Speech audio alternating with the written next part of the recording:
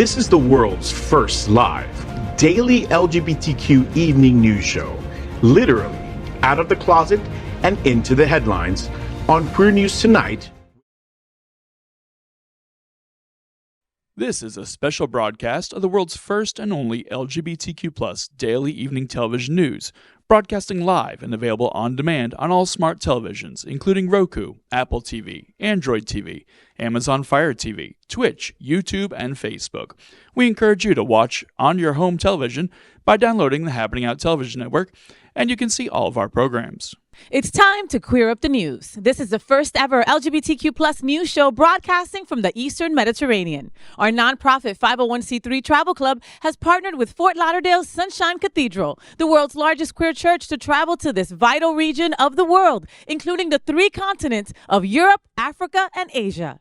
Nearly 60 people from LGBTQ+ America have traveled with our news show to Egypt, Athens, Cyprus, Rhodes, Mykonos, Santorini, Turkey, and Israel. Just weeks before we left for our broadcast from 3 continents, the Israel-Gaza war broke out. Queer News Tonight was scheduled to broadcast from Jerusalem, meaning that this LGBTQ+ news broadcast would broadcast back-to-back from Egypt's Giza pyramids, Israel's holy sites of all 3 major world religions, and Ephesus. We made some changes and hope to again broadcast from Israel in the future. Hotspots Magazine Happening Out Television Network is a nonprofit 501c3 media company in the same model of PBS and NPR, but designed for the LGBTQ+ community. Our mission is to support the 10 pillars of our LGBTQ+ community. We want to inform you and educate the key issues of our Black community, Latino, lesbians and queer women, trans, students, youth, seniors, HIV/AIDS, healthcare, business, social justice, and faith. Help us support our community. Queer News Tonight is literally out of the closet and into the headlines. This evening we bring you the news of and a perspective representing the LGBTQ+ community. Our community in South Florida and across America is diverse. Our community across the world is vast. And here are the bullet points of the queer news for today, Friday, November 10th, 2023. Hello, everyone, and welcome to Queer News Tonight, coming to you live from the Celestyal Journey. I'm your girl, Faye. What? With my home slice, my homie. You know her, you love her. Her name is Lexi Goza. How you doing, my sweetheart? I'm so good, Faye. Thanks for that great intro. Oh, please, girl. You're lucky I let you go to your room at night. What an incredible ship. We're so happy to be here, and we've got more to tell you about this incredible ship in a little bit, but let's get Queer News Tonight going for you, all right? Yes, so let's get this going with queering up education. LGBTQ+ cheers as SAG-AFTRA approves deal to end historic 118-day Hollywood strike. Hallelujah. Right? Yeah. SAG-AFTRA negotiators have agreed to a tentative deal that will end the longest actor strike in Hollywood history. The strike would officially end as we are broadcasting abroad the Celestyal Journey in the Eastern Mediterranean. The agreement was approved unanimously and now subject to approval from the National Board. SAG-AFTRA represents tens of thousands of actors and writers. SAG-AFTRA wrote to its members today, quote, "In a contract valued at over $1 billion, with a B, we have achieved a deal of extraordinary scope that includes above pattern minimum compensation increases, unprecedented provisions for consent and compensation that will protect members from the threat of AI, and for the first time establishes a streaming participation bonus. Our pension and health caps have been substantially raised, which will bring much needed value to our plans. In addition, the deal includes numerous improvements for multiple categories, including outsized compensation increases for background performers and critical contract provisions protecting diverse communities," end quote. I don't know what half of that meant. I know, I was like, and what? I doubt that you folks do too. I know some of you do, for sure. But by what I understand, okay, again, when a lot of these contracts were put into became existent, okay? Yes. Back in the day, streaming didn't exist, Yep. right? Yep. I remember when they were still trying to do reruns, right? And giving people compensation off reruns, and that was a big deal, That was a big deal. I had forgotten all about that. Right? Yeah. And so it should be noted the historic nature of this strike, as it was the first time since 1960 when Ronald Reagan was the head of the Actors Union and Marilyn Monroe, happy birthday, was still starring in films. the actors and writers were on strike together back then. So this strike was particularly important to our LGBTQ plus community because estimates suggest as many as 30% of the entertainment union members are of LGBTQ. I mean, that's just, we knew that part, right? Absolutely. So what do we think about this? 118 days, Lex. Like, that's a freaking long time. So I do feel like we just kind of came off the end of like no good movies and TV shows after COVID. Yes. Right? Yes. And so now I'm just wondering, like, how long is the tail on this thing? Oh, my God. Netflix, like, they did a good job of providing access to us. Did they really? For foreign stuff, right? Yes, I had to have the subtitles, right? Of course. But I got into some of those. It was great. But I'm just worried, right? Because I know I saw my girl Jamie Lee Curtis out on the strike line, and she wasn't making any movies. Nope. So how long are we going to have to wait for new stuff? I mean, good for them, right? No. Like, absolutely. When they needed this, it's been too long. For sure. But I got to think about how it impacts me. Completely, right? How it impacts. Lexi just wants to know how it impacts her Netflix and chill, right? Yeah. That's all she wants to know. It's not always about me, except when it is. Exactly. It's about me. I would say maybe like start looking for new stuff between 4 and 5 months. That's just my own personal opinion of just how fast things have been going, and also understand that there's things that were produced before this that were not allowed to be released. Oh, that's okay. Right. Yeah. So I'm hoping that won't like mess up our time frame, because I have a lot of shows that are LGBTQ that we want to come back, Fabulous and all these other incredible shows that we're like, what's the next season? What do you mean there's not going to be any next season? Right. So I have, and that last fact that we said about over 30%, I think that's more, Mama. Don't you think that's more? For sure. I think there are still some closeted folks who just don't feel safe enough to come out, right? For sure. Yeah. For sure. And I got to give props to those actors who probably had a lot of money in the bank and were fine, but still were like, you know what? I'm going to support my writers because, again, I don't give a crap if it's your favorite actor. If the writing is poo-poo, especially for us, then it's not on. Yeah. You know what I mean? Yep.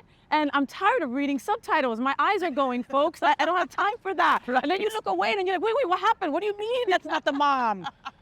And then most of the time you're like reading instead of watching the action on the show, right? Exactly. So my only other thing around this, my only other kind of wondering is, that with $1 billion change, right, that cost is going to be passed on to the consumer, right? So we've already seen increases, I think, with Hulu, music services too, right? Yes. Do you remember when Netflix was $5.99? Yes, those were the days, man.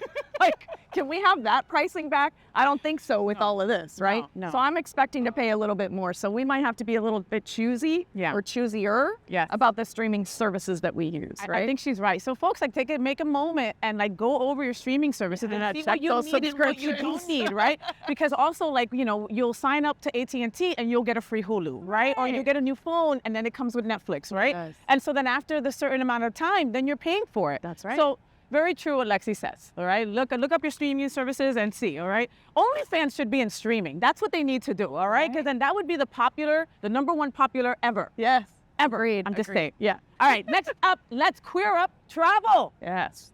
Queer News Tonight, historic broadcast in Eastern Mediterranean, abroad, the Celestyal Journey. So we are right now on this beautiful, incredible ship called the Celestyal Journey. And the Celestyal Cruise Lines launched back in 2014. It is the leading Greek cruise line based in Athens to the Eastern Mediterranean and Aegean Sea destinations. That's right. Mm-hmm. And 3 ships, including this one, Celestyal Journey, which is new, sailing just over a month. Wow. Celestyal features 3, 4, and 7-night cruises to the Greek Isles, Turkey, Israel, and Egypt. So our actual itinerary consisted of Athens, Crete, the Giza Plateau, Rhodes, Mykonos, Santorini, Cyprus, and Ephesus. Wow. I'm like just blown away, right? I'm still blown away. Yeah. We're more than halfway through. Yes. But we still got so much more to go, That's part of a trip, right? You've already built some memories. You're halfway through and you still have stuff to look forward to. Stuff to look forward to. I can't wait to see Rhodes. I can't wait to see, because it's near Lesbos, and we're going to talk about that in future shows. But let's talk more about this incredible ship, okay? This ship is, it's really cool. I'm used to cruising like in bigger ships, right? You know, we live in South Florida, right? So South Florida, our ports are ginormous. We have Miami and we have Fort Lauderdale. And so our ports are ginormous and we have these huge cruise lines, which are awesome, right? Yeah. But you meet a person, you never see them again. That's right.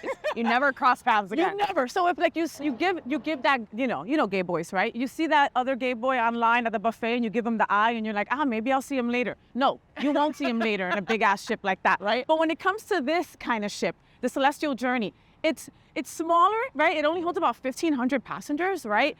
But I keep on running into the same people, right? And it doesn't take away from that big ship kind of feel, like that luxury kind of feel. I still feel like I'm in a big ship, luxurious with the salon. I got my hair done today. Hey, Jeannie, I love you. Gorgeous. Listen, I went in there with my crazy ass Latin hair and I go, look, I need to be done in an hour. Okay, I know you can't, but she goes, I got you. You'll be done in 40 minutes. And I was done in 40 minutes, okay?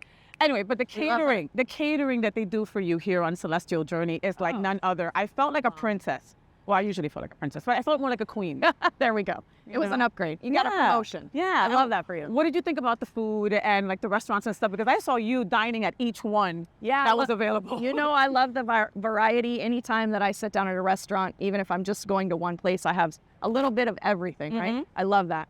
But the food is not always the high point for me on vacations. Okay. It's always all about the spa. And let me tell you, my girl, I've had 2 massages and a facial, and I feel phenomenal. She's such a girl. Right? Like I was expecting her to go in there and say, hey, hit me with those leaves or something like that. But she's like, no, massage me. Yes, and, please. You know, facial me, girly me. Let's talk about the fact that, you know, we were surprised to see that like we had so much space and we were always running into the same people. We found out that 500 cruisers canceled. That's right. Being on this cruise with us. Yeah. Maybe because they were afraid of the area that we were going into. I think absolutely. Do you think that that's the reason? Yeah, for sure. You know, and I'm not going to say that there wasn't a moment because, you know, again, people are dramatic, right? You know, especially in our community, we're so dramatic. Clutching the pearls. Oh my God, you're going where? You know, and I had all these gay boys sending me messages like, please be safe. Are you really sure you want to do this?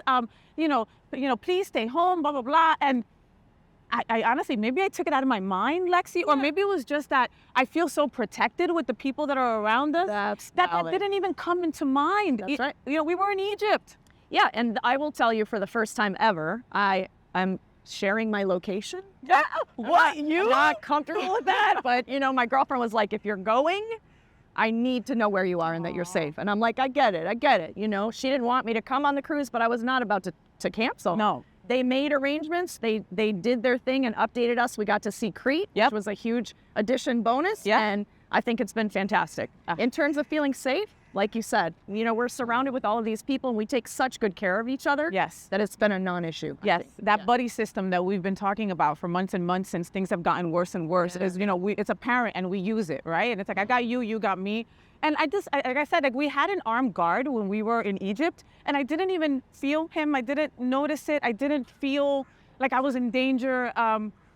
You know, so folks back home, LGBTQ, get over here, man. Come on. They're so welcoming here. Again, I don't know why I'm so surprised. I read a bunch of wonderful things about how inviting they are, but I didn't believe it until I got here. Right. And now I can't wait to come back again. And I think that I'll have to come back on a Celestyal cruise because I just feel that kind of pampered and I feel seen. Like they know your name. Right? You notice that? Yes. Like everything, hey, Faye. Yes. What? And I'm like, that's me. And then they come and they give me a non-alcoholic drink. Yeah. I love it here. Do yourself a favor. Book yourself a cruise on Celestyal next time that you've got some time. And we've got a lot more to bring to you from Queer News Tonight. We've got another special interview about all the doings and all the fun stuff that we're getting ready to do right here. So stay tuned.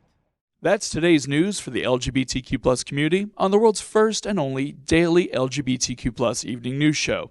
If our community is important to you, share this news with your friends and family. Are you, like most of America, part of our very large television audience watching this live LGBTQ+ news broadcast right now on Roku, Apple TV, Android TV, and Amazon Fire TV? We need your support.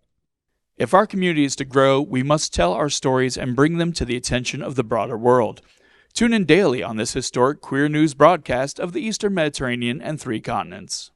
We will be broadcasting across Greece, Egypt, Cyprus, Turkey, and the Greek Isles. No queer news show has ever been done like this ever before. And that is exactly what Queer News Tonight is all about. We will see you daily at 8 p.m. To our LGBTQ+ world, we wish you good night.